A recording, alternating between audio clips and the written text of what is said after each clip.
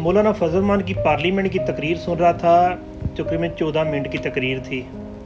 तो परसों मैंने आपको बताया था कि मौलाना साहब का वोट जो है ना वो इस्टेब्लिशमेंट की मर्ज़ी से ही जाएगा, लेकिन कल नहीं हुआ। मेरे लिए भी हैरानी थी, आप लोगों के लिए तो चलो खुशाइंद बात है ना, मेरे लिए भी।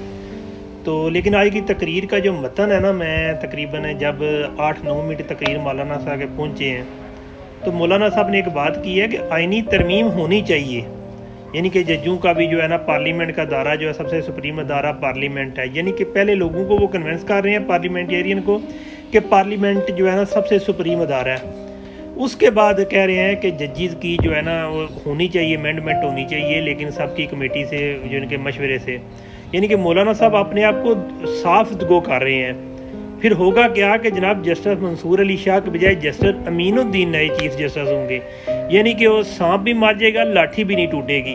इस चीज़ पे गौर करें कि अभी तक कुछ कहा नहीं जा सकता।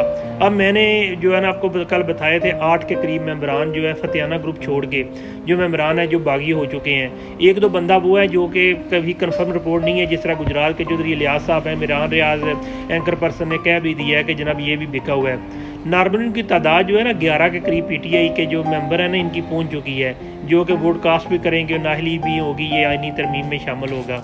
बहरहाल देखते हैं अब मौलाना साहब क्या करते हैं, क्योंकि अगर मेरे जो मुताबिक है ना, अगर तमाम के तमाम अदारों को खुद मुख्तार कर दिया जाए, डीसी भी है वो भी ब्यूरोक्रेसी की मर्ज़ी का अपने हिसाब से लगाएं, सियासत की इन्वॉल्वमेंट ना हो। इसके बाद हाँ अगर कोई एलिगेशन होती है तो उस बात पे नया चेंज किया जाए।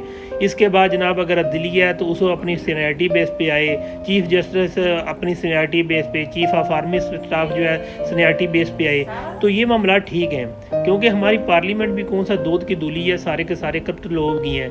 तो देखते हैं मौलाना साहब क्या करते हैं, लेकिन जो मुझे नज़र आए मैंने आपको बता दिया। फ़ी मन अल्लाह।